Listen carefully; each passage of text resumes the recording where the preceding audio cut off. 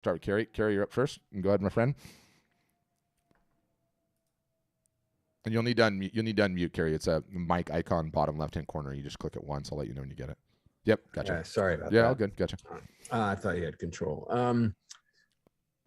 How do you get a following going? I mean, I have a small following and I'm not really on top of it, but how would you expand on that? So we have a whole mixed bag of tricks that includes in-person stuff whenever possible. For some people, it's easier than others.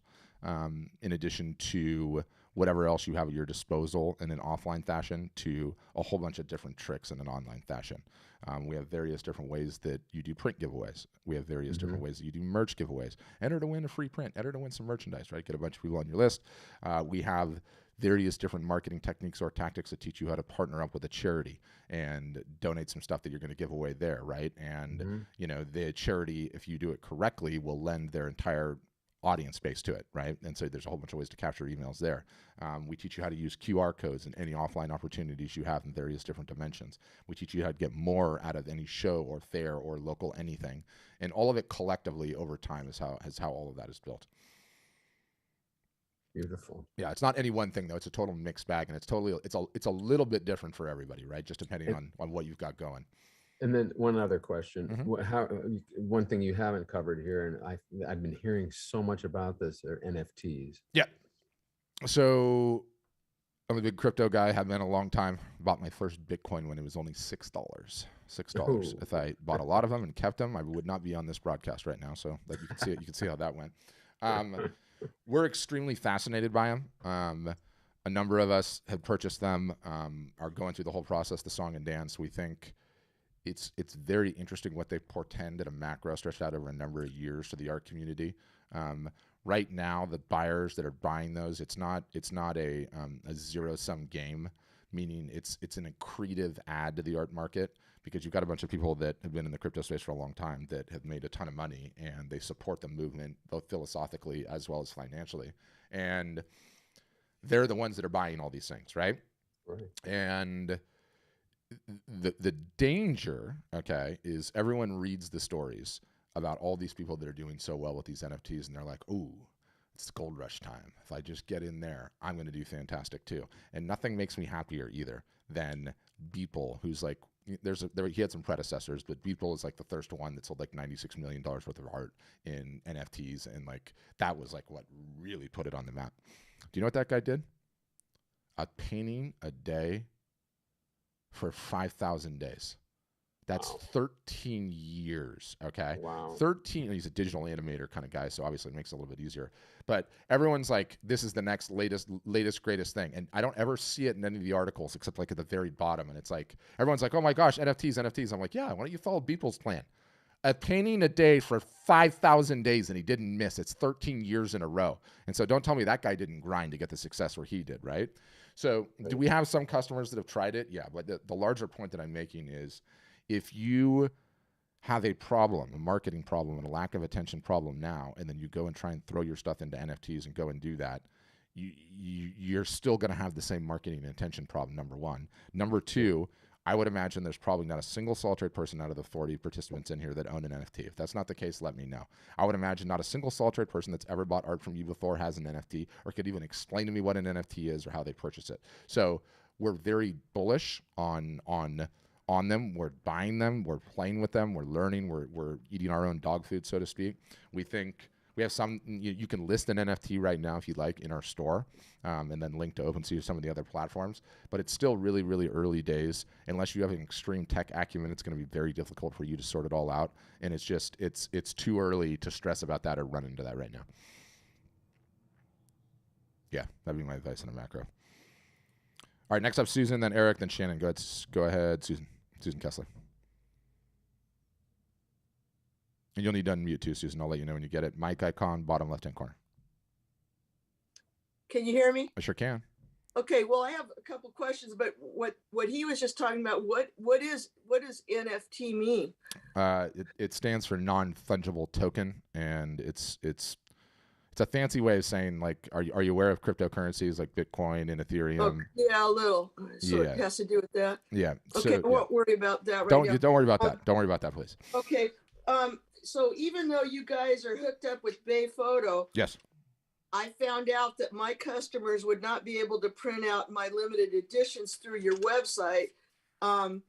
What I do for my limited editions, they're 20-inch by 30-inch metallic prints on a 3/4 inch standout mount with a satin plastic laminate covering the photo.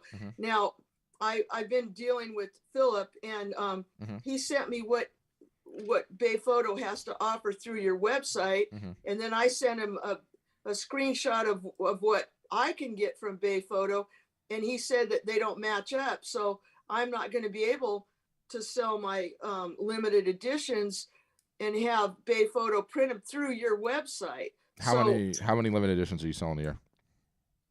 Well, not many right now. I've sold a couple, but so what you would do on those individual ones, if for some reason it didn't match up with Bay, is that on those ones you would just self-fulfill, which I imagine is you're probably hand signing those anyway, aren't you?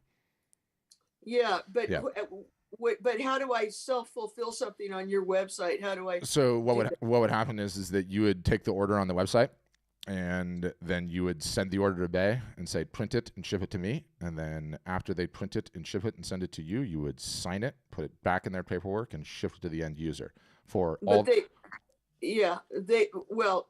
they wouldn't know. I mean, they can't order it through Bay. I have to order it through Bay. Correct. Okay. But you said, we should have limited editions. Basically, all of my photo collages that I've been making, I always offer the limited editions in the 20 by 30 inch size, the way I just told you. Yep. So are you saying that I shouldn't offer limited editions on all those other pictures and just the 2 that I've sold, or what? No, I think you should 100% offer limited editions. I think you should offer limited editions, open editions, and then, do some special editions, which would be the photographer's version of an original, and do like a bigger size piece on a different kind of metal and say it's 1 of 1, right? And then you have an original, right? Or an even higher end limited edition you could also make the argument for. So that's how I would do it. Okay, so then if I'm trying to build the website on my own and I have problems, I can call and ask questions and they'll help me. Oh yeah, our support is amazing. They help you like 9 different ways to Sunday. If you go onto our Facebook page, it's actually kind of funny, but we have like this little like thing called NPS that like tracks how well you're doing. And we have this thing that pops up after they say something positive, and it tells them, will you leave a review on Facebook? Go read the Facebook reviews. You will 60% of them to 70% of them are like, oh my gosh, the support is amazing. Tickets, chat, this. So yes, you will not be stumbling at all in terms of the tech. Okay, well that was my question. So I'd have to just do those all on my own, but I can have it through your website, and they'll tell me they want it, and then I'll just have it printed from Bay Photo myself. So, okay, well, thank you. You answered my questions. So I'll lower my hand, and then am I unmuted or? Yeah, I'll mute you back up. Don't worry, Susan. Thank you. Okay, thank you. Yep. All right, Eric, you're up next. Go ahead, Eric. Thank you. You may have answered part of one of my questions. I do also limited edition prints, and my question was signatures. Yeah. So here's what I found. And first of all, there's no hard and fast rule. So you can do them any which way you like, right? But what I found is the artist tends to place an inflated value on the hand done signature more so than the consumer does. And let me explain my rationale. You have such a myriad of buyers, okay? And they all want different things, and they all have different sensitivities, right? And there's some that could honestly care less if your signature is on it at all. And that's just the truth, right? There's some that could care less if it was a digital signature, so it was printed on there, right? And there's some that are like, I absolutely want that hand-done signature on there. And so what I advocate customers do, and some do it this way, some do it differently, and I'll explain that differently in a minute, is offer those options as cheaper options. Because sometimes that's what might get the deal over the line, and it doesn't cost you anything to offer those options. By which I mean, there's 3 options for limited editions, or there's 2 options for limited editions. There's hand-signed and non-hand signed. For the hand-signed, you charge more. You charge more straight up to deal with that extra level of shipping for it to come to you and sign it. What I also like is especially if it's metal, like you can write cool messages on the back for them, and some people go nuts for that. When you know, thank you so much, all the like people love that. So, but charge extra for it, right? Because it shouldn't be that way. Now, I have some customers that are like, no, I don't want to do that. I don't want to charge extra. I don't even want to put in that step. So I was like, no problem. Here's what you're going to do. Charge $100 extra for your limited editions. Just do it. On some of them, you're going to take it in the shorts because you're going to have to ship to Hawaii. But on other ones, you're going to be shipped in 3 miles away, and it's only going to cost you $27. And so what happens at the end of the year on balance is you're probably even a little bit up just by raising those prices, and they'll never call you on it because they're limited editions. That's all. So it is possible to set up a digital signature. Yeah. Yeah. And you'd be surprised. Like, you know, I find that this is like a rule that artists break all the time. And even I've broken it lots of times in my career. Like, don't think you know better than your customer. Let your customer tell you. Let your customer tell you. Like, especially when it costs you nothing to offer the options, offer the options. See what they go for. If everyone's like, no, I want hand signed. And no, 80% of the people say I want hand signed. At that point, it'd be like, all right, Eric, they want hand signed. Kick the other ones out, right? But some people just don't care. So I think you may have answered my other question too, is who does your print fulfillment? That's Bay Photo? So we have Bay Photo on the West Coast, and then we have another outfit called Graphic Dimensions on the East Coast. They more or less have the same media types. They're both just huge businesses. They're, you know, the sheer amount of printing volume they do is incredible. And I bring that up to say, one, question is sending them a digital file. I normally have to go through a proofing process unless they already have it in their archives. Mm-hmm. So yeah, we offer that too. We offer that too. Okay, so that brings me to my next question, which is how do you price your services? Are they a la carte? Are they packaged? So so the easiest way for me to explain it. So for us, we are, everyone kind of just puts us in the, oh, you're a website company, or the website company box, right? We're part website, right? And a website is like everyone else. You charge a monthly fee for a website.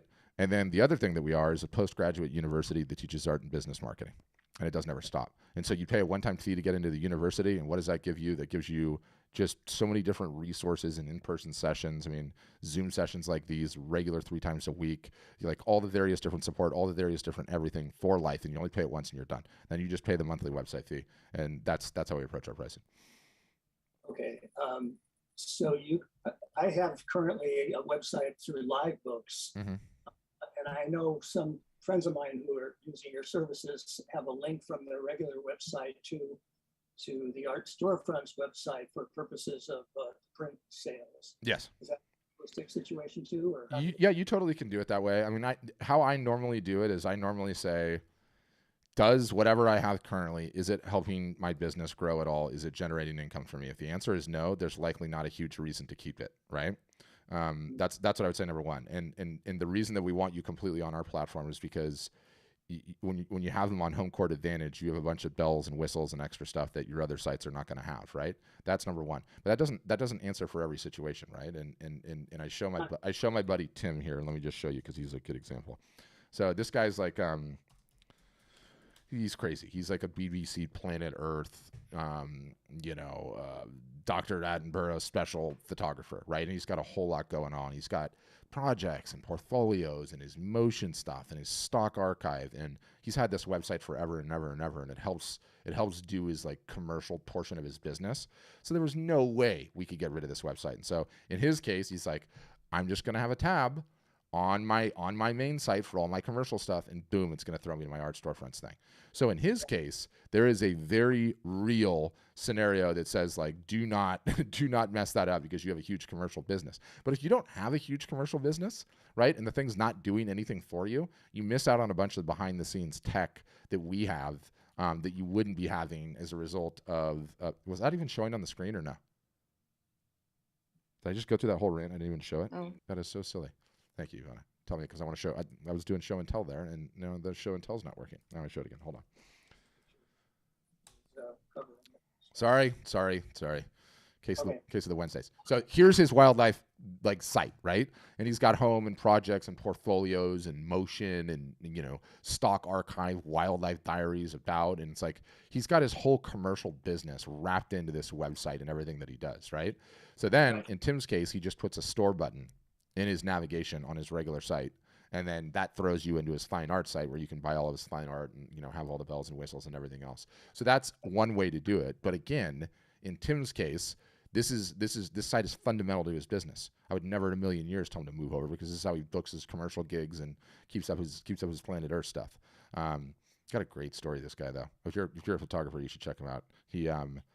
He's a PhD from Harvard, like planetologist, zoologist, and then won so many like wildlife photography things and been in like all the Planet Earths and the BBC. He's just crazy, but he's like crazy scientist too. Just most interesting man in the world, I call him. He really is. But I really respect him. Anyway, that's what I would say. Posting the websites as well. What's that? You post the websites. Oh yeah, of course. Yeah, of course. Okay.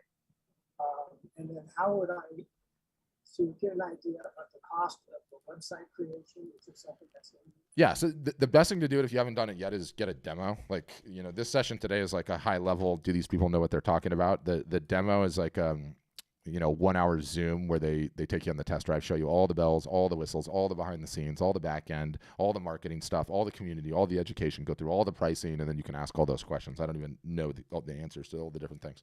But if you're interested in that, we can have somebody contact you if you like. Okay, got it. Okay. And cool office. You got kind of a big space there, by the way.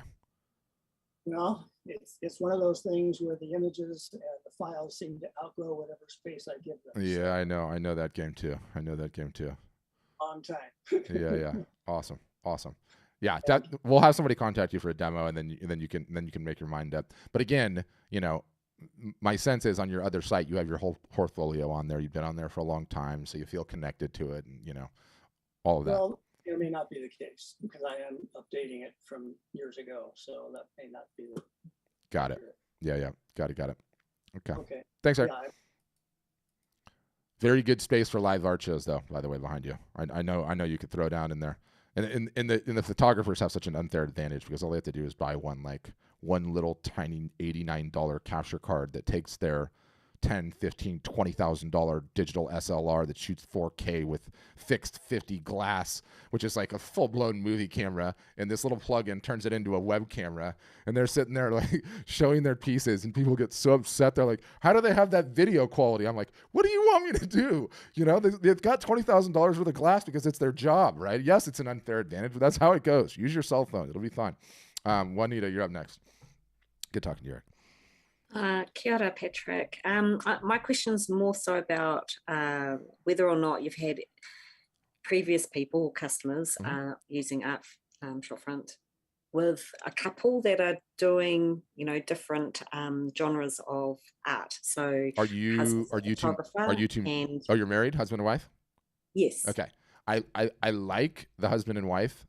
I like less the we're going to do an art co-op, which is normally what I get, right? Because with husband and wife, the reason I say that is the business is going to start. There's going to be this entity.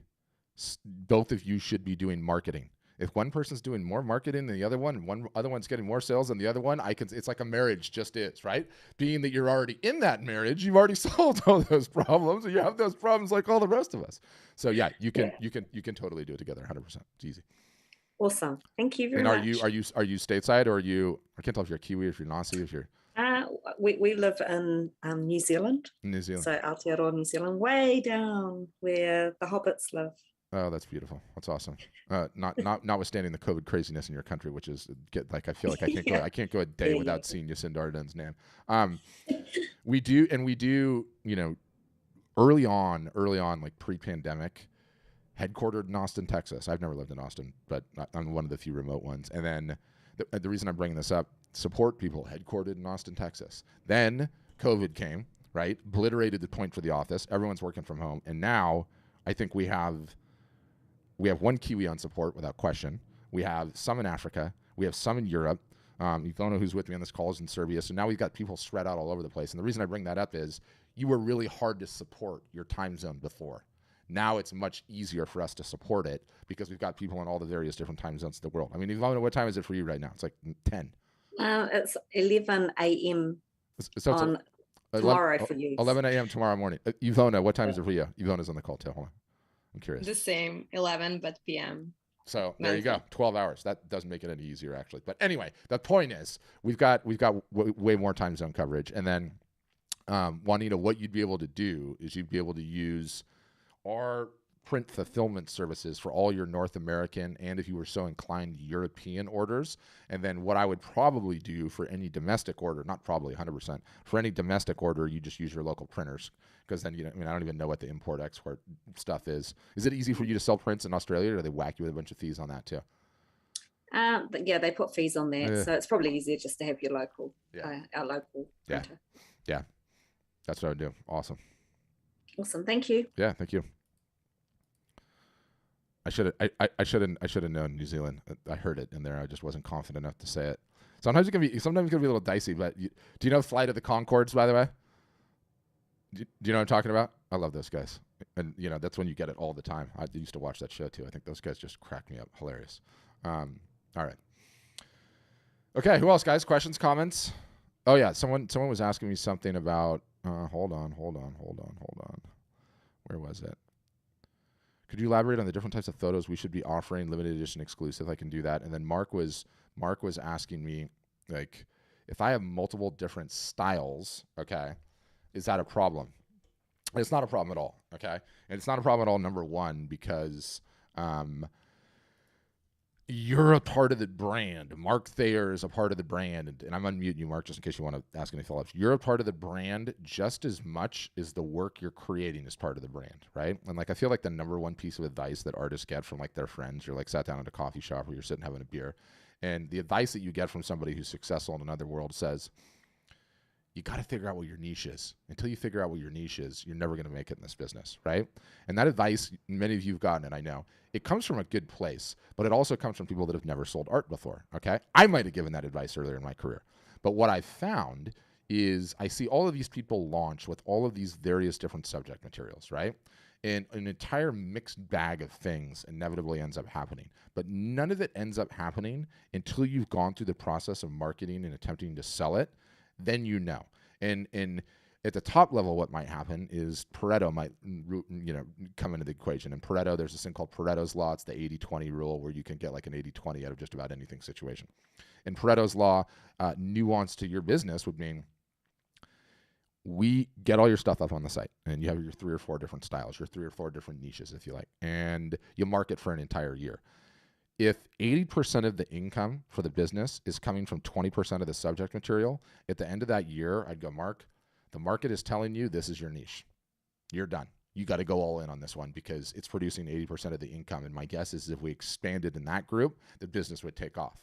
But guess what?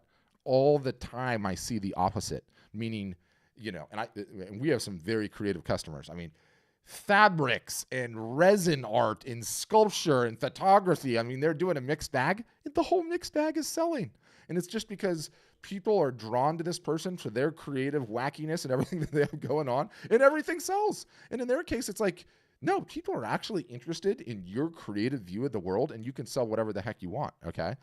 But in addition to that, a lot of times you just never know what's going to sell until you start getting in there and hammering all of them. And what inevitably ends up happening to so many people is, I'll just launch when I know what my niche is. I'll just launch when I have my niche figured out. And the hours turn into days, turn into weeks, turn into months. How's that business coming, right? You've never taken any positive steps. So I would say to macro, Mark, you throw all that stuff up, you get going on trying to sell it, and you're right on my map from earlier, right?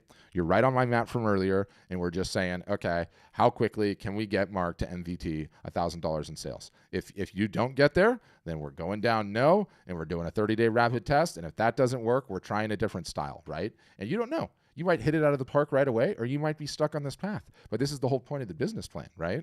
Like a lot of times, and by the way, this is also the whole point of the website setup and taking commissions. Like, everyone thinks as an artist is like that you're going to make it as an artist just creating.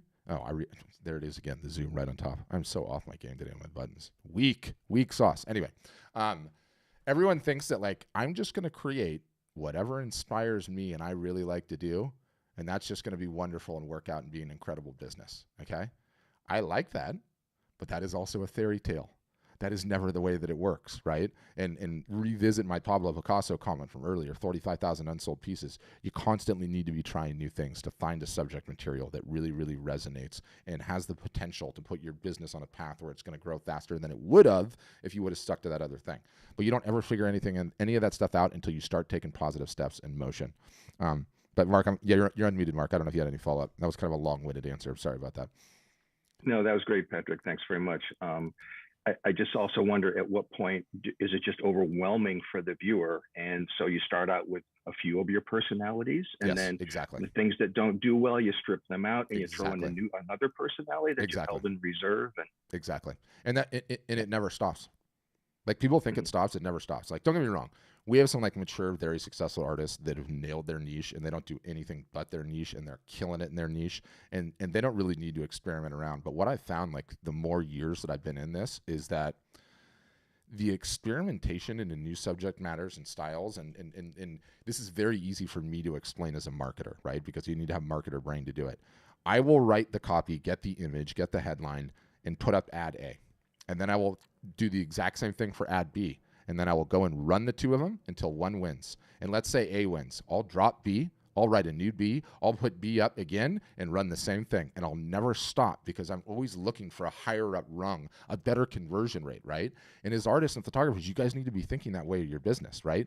The next subject material that you hit might be the greatest thing ever and completely change the business, right? So, you know, it's so easy to get bogged down sometimes in the one style, and I have to do this one thing, and then it didn't sell well, and so you take it as a fear of rejection, and no one ever teaches you 45,000 unsold works for Picasso. 45,000. What do you think that guy was doing? It comes down to arrows fired at a point, right? But you got to be able to tell yourself that and give yourself the permission to experiment and not worry about it. So anyway, I rant on that one for a while. Yeah, thanks, Mark. Thank you. Sue, you're up next. Hey, Patrick. Hey. I have a few questions. Shades look good on you, by the way. Yeah. Did you hear my rant? I got eye surgery, so my eyes still. I did. Yeah, I yeah. did. Yeah, but I'm so embarrassed. I'm so embarrassed by it. Oh no! The hat completes it too. Okay, good. Yeah, I'm like the art marketer incognito guy. Yeah. I had a question. I had a personal question for you. What is your background in marketing? My background's being an entrepreneur my whole life. So owned and started and ran a bunch of businesses, and then probably for the last like 8 years, in all of those businesses, marketing played a fundamental role, right? In all of those, and I've always just been a huge technology nerd, so always been kind of ahead of the curve on all of that stuff. And then really hardcore focused, I'd say, in marketing for the last 8 years, I'd say. Okay. Yeah. Okay. I can tell. Yeah, I've been doing it for a while. And do you have a background in art? Ish. So, but the CEO of this company, one of my really good friends, and so I've worked here for 7 years. Before this, he started a company called Breathing Color. I don't know if you've heard of that. They sell canvas and fine art papers and stuff. So I was loosely in it. And then I'm also an amateur photographer myself, which is never going to be anything but a hobby. So I'll just stop you right there. Never anything but a hobby, because I enjoy it and I find it relaxing and enjoyable. But yeah, that's what I would say. But I think since starting, you know, you guys are terrible at business and marketing. That's just across the board true, right? Like, it's just how it is. It's how God's wired the brains, or whoever you think wires brains, right? Like, the circles just don't overlap. But it's actually they do, because my background is in commercial art, and I earned a living not doing art specifically, but working in that field, marketing. You're one of the unicorns then. Because most in advertising at a big newspaper. There you go. Most are not in that capacity. But I bring that up to say, like, been working really hard for a lot of years on trying to solve all the problems, helping artists run sales and live art shows, and figuring out emailing language and when's the best time to run sales and how to bundle items and pricing and everything else. But along the journey, I've actually got to like dive in deeper and deeper and deeper onto the fine art side, right? And what that industry looks like, and gallery relationships and pricing, and how art appreciates or doesn't appreciate.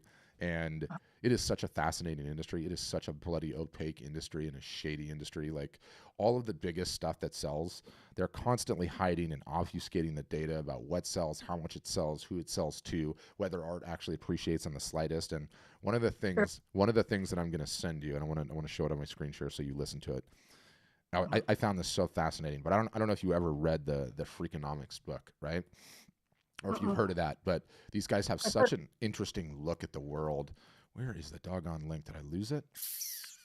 I'm going to write it down. Oh, no, I'm going to send it to you, but I really want you to listen to it because it's so fascinating. So Freakonomics is a podcast now, and it's a really, really good podcast, by which I mean, like, you know, I don't know how much these guys are spending on an episode, but it ain't cheap. Hold on, I'm going to find the link because I want to show it to you. Hold on. I'll get it to you in just a sec. And they did a 3-part in-depth deep dive of the contemporary art business at the higher end of the scale, right? And the higher end of the scale is what every artist comes in on being told, like, this is it, right? So here it is. Is this it? Freakonomics, yeah, the hidden side of art marketing. This is so good. A fascinating, sexy, intellectually compelling, unregulated global art market. So this is part 1, and then part 2, part 3. You guys got to listen to this. It's so entertaining. It's so good. But it paints a very different picture of what things look like at the top of the market, okay? And one of the statements that they make in there is that, like, 97% of art will never appreciate, ever. Just doesn't ever, right? Sure. And so that's like a big thing that people are running around in their heads. And then the other one that I really like, and I also have it on there, and this is a book, and I also want you to buy this book on Amazon, I think all of you, and this is in addition to the Weiland book. Let me just get it. The $12 million Stuffed Shark. By the way, Don't Be a Starving Artist is not on Amazon. No, so his deal is he gives 100% of the proceeds to charity. And so he makes you buy it direct. This book is really good too. The $12 million Stuffed Shark, The Curious Economics of the Contemporary Art Market, right? And I bring, this is a long-winded way of answering your question, and I bring it up to say, like, people are like, oh, you're so passionate about what you're talking about. The reason I'm passionate about what I'm talking about is because you guys have all been sold a lie.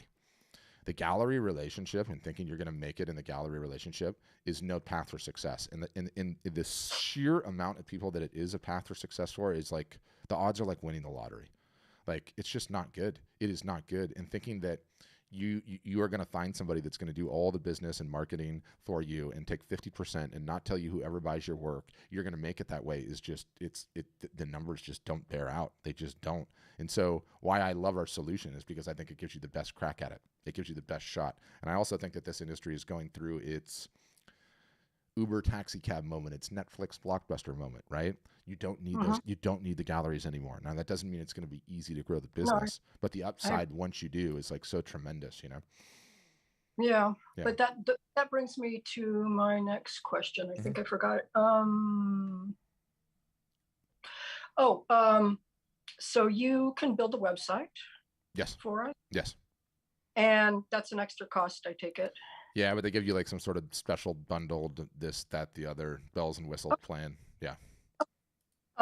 And who is the audience for this website when it launches? Our friends? Yeah, it's your website. You're responsible for driving eyeballs to it.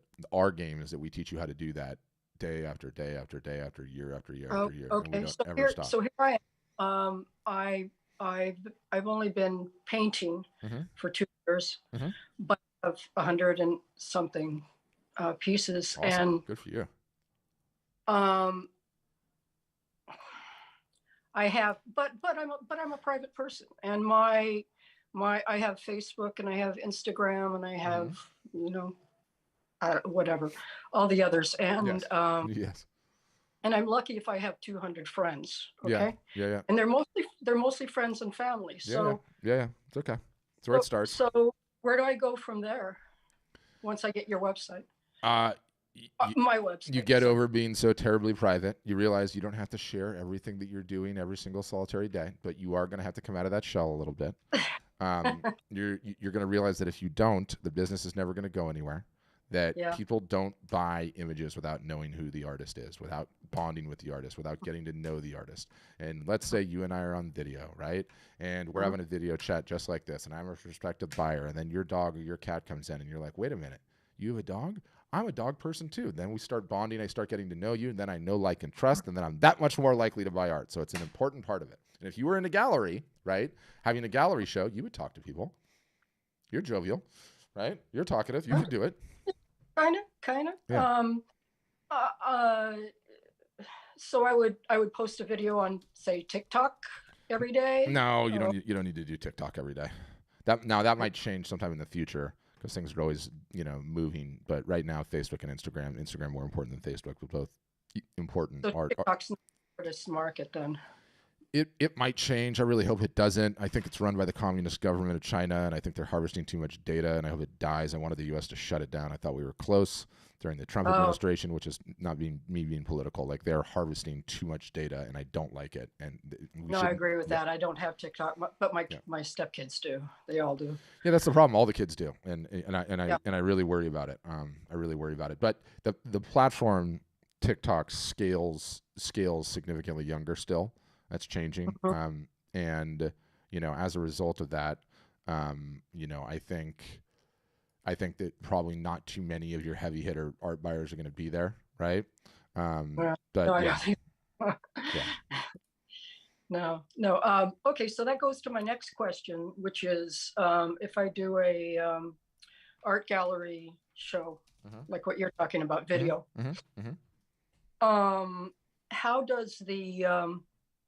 how does the sales part work on that? I mean, I'm selling myself, but how do people actually buy? Yeah, so if you sign up with us, we have these special live art show pages that you direct them to.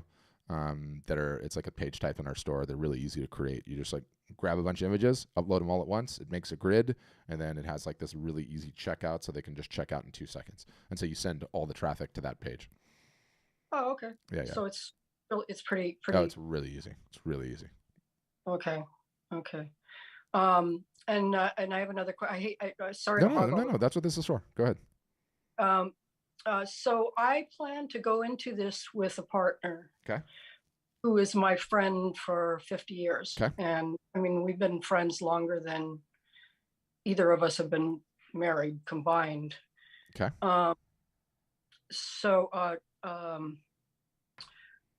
So have you seen people have success at that? Because I think we would do well. What's the nature of the partnership? Is she a financial partner, and you're going to be one doing the art? Is she going to be marketing, and you're going to be doing? No.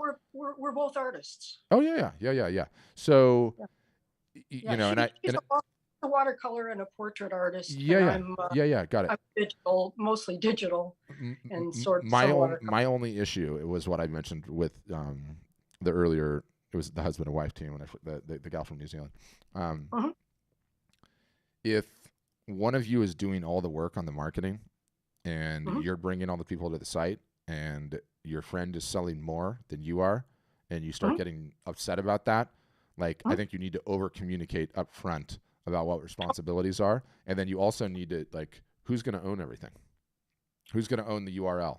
Who's going to own the bank account, right? I mean, is it going to be 50-50 split? Now, I know you guys are good friends and going to be totally okay. I just don't like seeing the friction that comes out of those relationships when two people are not pulling their equal weight, because it really is a marriage, right? But I think that's not insurmountable in the slightest. I think it's totally okay otherwise. I think it could be awesome. I just don't want to put your relationship at risk if for any reason, one person's doing more than the other. Now, you might be like, you don't understand. We lifelong friends. I would call them on the phone and be like, "Hey, I'm doing all the work. What do we do about this?" Right? And it could be nothing. No. Right? No. I know that I'm the workaholic. Yeah. So I would probably be doing most of that, and she's not tech savvy, but her work is phenomenal, and I think we would do well together. Awesome. Yeah. Did I have any others? I think that was the questions I had for now. Okay. One more. Yeah. One more. Okay, so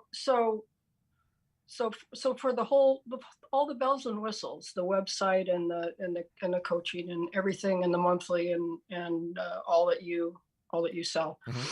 I want to just do this. I can't do math in my head very well, so I just want to do this very simply. So if I sold a painting for a print for $1,000, and you guys all the fulfillment, or your partner did does all the fulfillment, and you get cut and they get their cut, and all of that, what would I expect to make from a sale like that?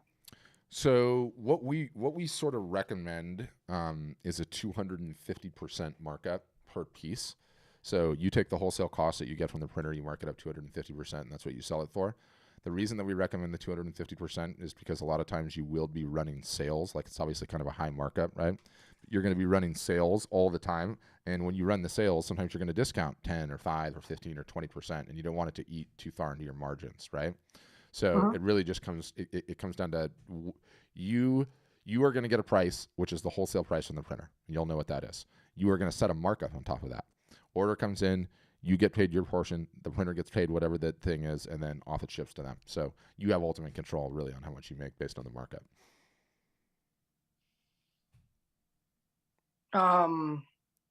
You're like, okay, that didn't make sense. Have you? So I had up with the printer charges, what you charge, the shipping, and then the buyers pay shipping. The buyers pay shipping.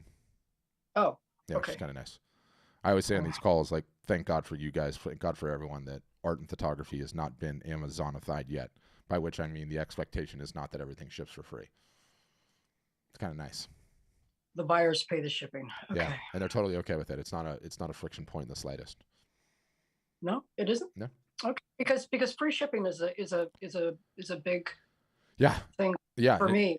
But it just hasn't moved to art. Yeah, it hasn't moved to art yet. And don't get me wrong, like, if you feel really passionate about it, you can do it. But if you do it, what you do is you say, okay, I'm going to raise my prices on everything $150. And sometimes the shipping is going to cost me $150, and sometimes the shipping is going to cost me $20. And if I look at my books at the end of the year, I'll probably be up or I'll break even, and then I'm offering free shipping, right? So you can do it that way too. Oh, okay. Yeah. All right. I would say when you get a demo, though, make sure both of you are on there so that you can both see all the bells, all the whistles, have the conversations, ask the prices, all that jazz. When we do the what? The demo. So the demo is like where the outreach team walks you through the software and the bells and whistles and the pricing and the this and the packages and the that. I would both of you be on the, even if she's not tech savvy, because it'll just help get all the questions answered, and then you can decide if we're the right fit or not. Yeah. Okay. So maybe I'll do it at her house.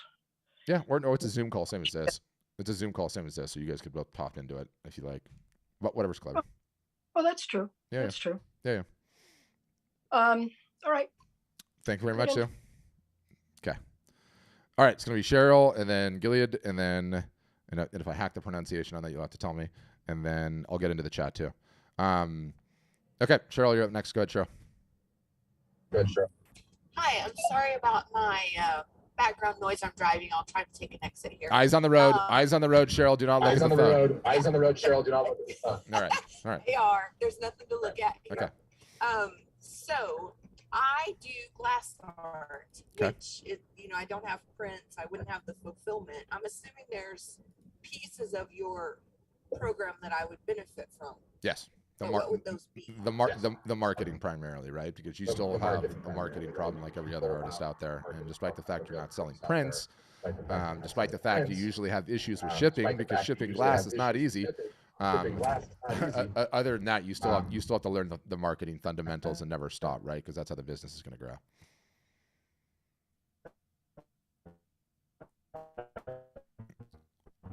All right, Cheryl. Looks like our connection is. Oh no. Okay, Cheryl. It went all Star Wars. So I don't think the connection's holding up. I'm gonna mute you and go to the next one. What I'll do, Cheryl, though, is I'll circle back. I'll circle back. Oh yeah, the connection is so low she can't even hear me. I'll circle back, Cheryl, and we'll try again. And hopefully the connection improves. Okay, how would I say this? Is it Gilead? Yeah, Gilead. Gilead. Okay, all right, got it. What's up, Gilead? What's your question? Hi. I just on what I can't remember her name, but she was asking about.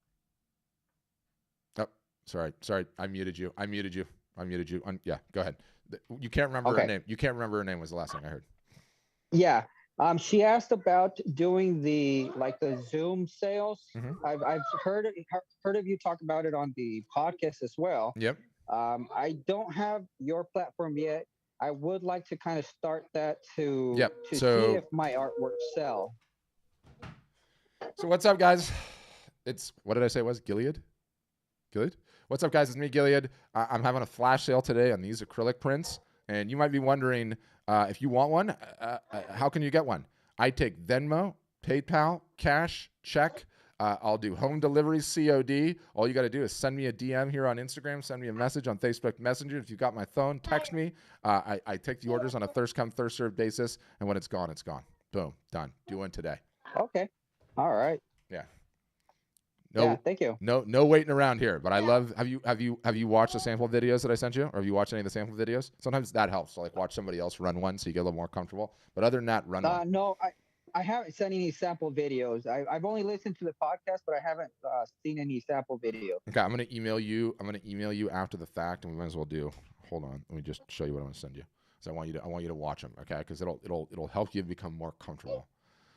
Okay. Where's the page? So on here, you've got, first of all, you've got how to run a live art show quick start guide. Okay, this thing is freaking awesome. You did not get this on the podcast, and it'll walk you through step by step a lot of the hows, the whats, the whys, the how to do it, all the rest of it. And then down at the bottom of this thing, sorry, I'm scrolling fast. There's this little send me the guide. I already have your email address, so I'm not going to make you go through everything. But I got step by step videos on here, and they're legit. Okay, and let me sure to have the Zoom window. First of all, the equipment you need, inventory and pricing, how to get paid, where to stream the show, how to announce the show and what to do after. And then there's some bonus questions here. So I would just go through this. It's not very long. The videos are quick. It's my ugly face telling you succinctly, do this, do that, do the other. Shut up, you loudmouth. And that'll help, okay? In addition to that, also what I'm going to send you, not that, is you can watch my buddy Matthew's basement sale here. You can watch this one, which is a live art show he did in an actual gallery. And then you can watch this one that Meg did, which hers is a moving sale. Let me make sure this one's still up. Is it? Yeah. And you can watch hers there. Now, these folks are a little more sophisticated, okay, in the way that they're running theirs because they have help from us on it. So don't worry, you're not going to have the help, but you don't need it, right? Like you can still run this thing.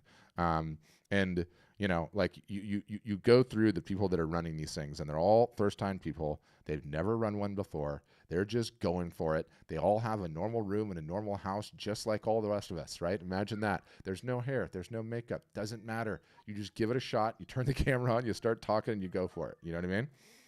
Right. Yeah.